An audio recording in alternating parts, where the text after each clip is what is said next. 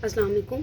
आज हम करने लगे हैं एक्सरसाइज 4.3 उसका क्वेश्चन नंबर 2। क्वेश्चन नंबर 1 जो है प्रीवियस वीडियो में हम रिकॉर्ड करवा चुके हैं, उसको आप लोगों ने थॉरली इसको देखना है, फिर उसके बाद क्वेश्चन नंबर 2 के ऊपर आना है।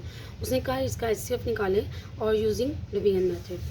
डिवीजन मेथड के थ्रू पहले हमने फैक्टर्स बनाए थे, अब हम इसको डिवाइड करके इसका एचसीएफ निकालेंगे, जो एज़ यूजुअल हम लोग छठी 7वीं 8वीं में पढ़ते रहे हैं और उसको एचसीएफ निकालना आप लोगों को बचपन में सिखाया गया, ये वही तरीका है। लेकिन वो डिजिट्स की प्राइम फैक्टराइजेशन थी और सॉरी डिवीजन मेथड था, और ये आप लोगों के पास अब अलजेब्रिक एक्सप्रेशंस हैं। इसमें फॉर एग्जांपल हम क्वेश्चन नंबर 3 करते हैं। इसमें क्या है, क्वेश्चन नंबर इसका पार्ट है 3, क्वेश्चन नंबर 2 एक्सरसाइज 4.3।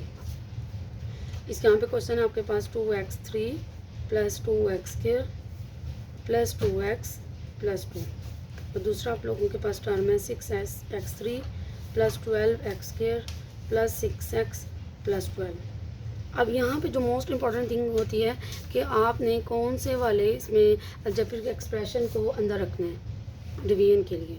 तो अब हम यहाँ पे देखते हैं, पहले तो हाईएस्ट जिसकी पावर होती है वो अंदर जाता है, लेकिन अगर पावर सेम हो फिर हम क्या देखेंगे, उसके डिजिट्स को देखेंगे।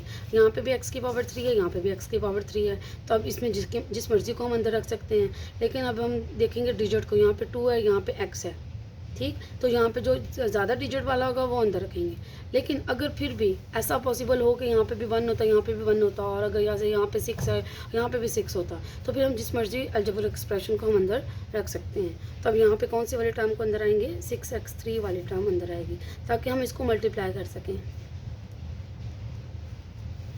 उसी तरह जैसे आप लोग 4th 5th में या 6th 7th 8th में आप लोगों ने प्राइम फैक्टराइजेशन सीखी होगी डिवीजन मेथड के अकॉर्डिंग, उसी तरह हमने डिवाइड करना है। अब आप कहोगे उसमें तो हमें टेबल रिवाइज याद करवाए जाते हैं, रिवाइज करवाए जाते हैं, लेकिन इसमें तो हमें अलजेब्रिक एक्सप्रेशन का कोई टेबल याद नहीं है, तो इसका टेबल याद करने की ज़रूरत नहीं है। ये बहुत ईजी मेथड है बनिस्बत उसके।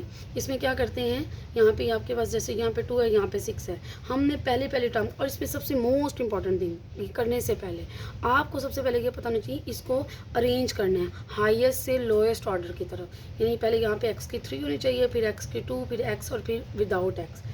ये नहीं, अगर x² अगर मिसिंग है तो उसको 0x के अकॉर्डिंग हम इसमें ये वाली टर्म ऐड कर देते हैं, ताकि वो अरेंज हो सके। वो ऐसा क्यों है, जब हम इसको प्लस माइनस करते हैं तब आपके लिए प्रॉब्लम हो सकता है। तो ये तो चले मतलब सब में बाई चांस लकीली अरेंज्ड है, और इसमें कोई भी जो टर्म है वो मिसिंग नहीं है। लेकिन अगर जैसे हाईएस्ट ऑर्डर में फर्स्ट ईयर सेकेंड ईयर में जाएँ, या अगर 10th में आप लोगों को HCF निकालना सिखाया जाए, तो फिर आप लोगों ने इस चीज़ को ख्याल रखना है। ये आपके पास 2x3 है, यहाँ पे 6x3 है। आप क्या करेंगे, 6x जो इसकी फर्स्ट टर्म होगी जो अंदर वाली ऊपर रखेंगे, और इसकी जो फर्स्ट टर्म होगी वो नीचे, और डिवाइड कर देंगे। x3 तो x3 से कट जाएगा, यहाँ 2 1 ज़ा 2, यहाँ पे आ जाएगा 3, तो किससे मल्टीप्लाई होगा, 3 के साथ। अब इस टर्म को मल्टीप्लाई बाय 3 करेंगे, 3 करके देखें, यहाँ पे आएगा 3 2 ज़ा 6, 6x3 प्लस 2 3 ज़ा 6, x² प्लस 3 2 ज़ा 6, यहाँ पे आएगा 3 2 ज़ा 6, सारे 2s हैं बाई चांस, तो यहाँ पे 6 6 आ जाएगा। अब आपको पता है कि जब हम डिवाइड करते हैं तो नीचे वाले टर्म को माइनस करते हैं, क्योंकि इसके साथ कोई साइन नहीं है तो प्लस आ जाएगा। इसको माइनस कर देंगे, ये प्लस है तो यहाँ पे माइनस, ये भी प्लस है तो माइनस, ये भी प्लस है तो माइनस आ जाएगा, ठीक। ये पहले टर्म कट जाएगी, ये प्लस 12 है, ये माइनस 6 है, तो कितना रह जाएगा, प्लस 6x² रह जाएगा। ये दोनों टर्म कट जाएंगी, लेकिन फिर भी आप यहाँ पे 0x लिखेंगे, क्योंकि जब हम मल्टीप्लाई डिवाइड करेंगे तो ये फिर आपके लिए प्रॉब्लम ना हो। यहाँ पे 12 है, यहाँ पे माइनस 6 है, तो यहाँ पे आ जाएगा प्लस 6। वैसे तो ऐसे डायरेक्ट भी डिवाइड कर सकते हैं, और ज़्यादा सिंप्लीफिकेशन क्या है कि इसमें 6 आपके पास टर्म बच गई, 6x² प्लस 6। अब इसमें 6 कॉमन भी ले सकते हैं ताकि सिंप्लीफाई हो जाए। 6 इसमें कॉमन ले लिया तो आपके पास क्या बच गया, 6 प्लस 1 बच गया। अब आपके पास कौन सी टर्म है, x² प्लस 1। अब x² प्लस 1 को इधर रखेंगे और इस टर्म को अंदर रख देंगे, 2x3 plus 2x² plus 2x plus 2, ठीक। अब यहाँ पे 2x3 है, यहाँ पे ये वाली टर्म को ऊपर रखेंगे और 2x² को डिवाइड करेंगे। x² को स्क्वायर से कट गया तो एक x बच गया और 2 बच गया, तो हमें मल्टीप्लाई किससे करेंगे, एक 2 से और एक x से। इसको मल्टीप्लाई करेंगे 2x के साथ, यहाँ पे आ जाएगा 2x। इसके साथ करेंगे तो यहाँ पे आ जाएगा 2x3, और इसके साथ करेंगे यहाँ पे आ जाएगा प्लस 2x। ये वाली आपको होगी। इसके नीचे क्यों नहीं लिखा? क्योंकि आपके पास सिंगल टर्म आ रही है एक्स वाली, एक्स स्क्वायर नहीं आया तो इसलिए इस टर्म के नीचे नहीं लिखेंगे। ये प्लस है तो यहाँ पे माइनस, ये प्लस है तो यहाँ पे माइनस, ये कट जाएगा, ये दोनों भी कट जाएंगे। रिमेनिंग क्या रह जाएगा? वो जो रिमेनिंग टर्म होगी वो हम उसको नीचे उतार लेंगे, 2x² + 2। अभी क्या करेंगे? 2x² को ऊपर रखेंगे और x² को नीचे। x² से कट गया, बाकी क्या बच गया? ओनली 2, तो यहाँ पे +2 आ जाएगा। इसको 2 से मल्टीप्लाई करेंगे तो क्या आ जाएगा आपके पास? 2x² + 2 प्लस माइनस माइनस, ये कट गया, ये भी कट गया, तो ये आपके पास आंसर आ गया। जो ये बाहर वाली टर्म बचेगी x² + 1, ये आपके पास क्या होगा? HCF होगा। क्लियर? अब इसके सेकंड क्वेश्चन भी करते हैं ताकि ज़्यादा मज़ीद क्लियर हो सके। आपके पास इसका 4th पार्ट है, ये देखिए क्वेश्चन नंबर 2 का ये 4th पार्ट करें। इसमें कितनी टर्म्स हैं? इसमें 3 टर्म्स हैं। हम 1 बाय 1 एक एक टर्म को, 2 टर्म्स को लेंगे, फिर जो रिमेनिंग रह जाएगा उसको 3 टर्म के साथ डिवाइड करके लिखेंगे। आपके पास है 2x3 - 4x² - 16x, बस। उसके बाद है x3 - 4x, फिर आपके पास है 3x² - 6x। ठीक हो गया। अब क्या करेंगे? कोई सी भी 2 टर्म, हम इन 2 टर्म्स को सॉल्व कर लेते हैं, 1 और 2 को।